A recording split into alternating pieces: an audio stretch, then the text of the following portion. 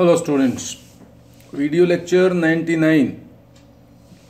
In this lecture we will start Eco chapter 4, that is globalization, a global process, and further we will discuss two important questions. So first question is, what do you mean by globalization, and also explain the ways in which multinational companies hold their production across countries. And second question will be, what are the various ways in which MNCs control their business and production in other countries? Although these are very similar questions, but somewhere they are different in their nature. So first question is, what do you mean by globalization, and also explain the ways in which the production across countries is established. So globalization is a rapid transformation of markets at global level, that changing or interlinking of markets at a faster pace is called globalization.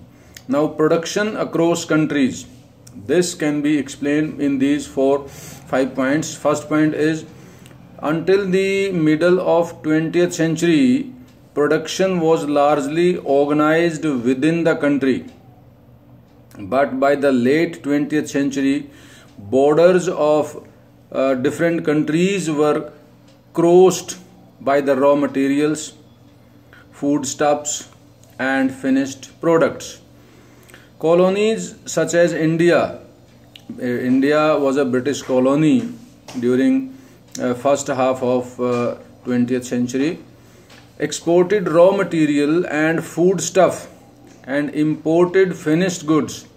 Trade was the main channel connecting distant countries.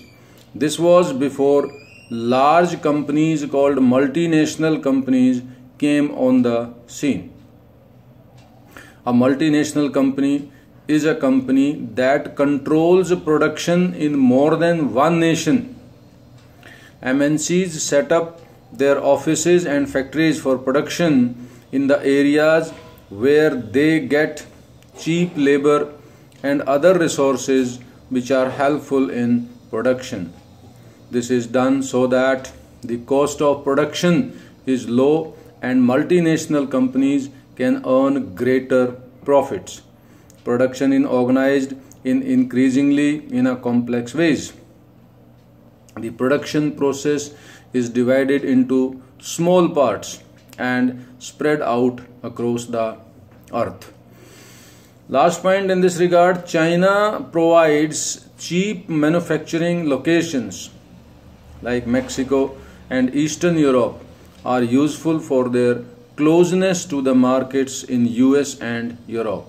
India has highly skilled engineers and educated youth who can understand the technical aspects of production and can speak English, who can provide customer care services. So this is how in a global process multinational companies control or hold their production across countries.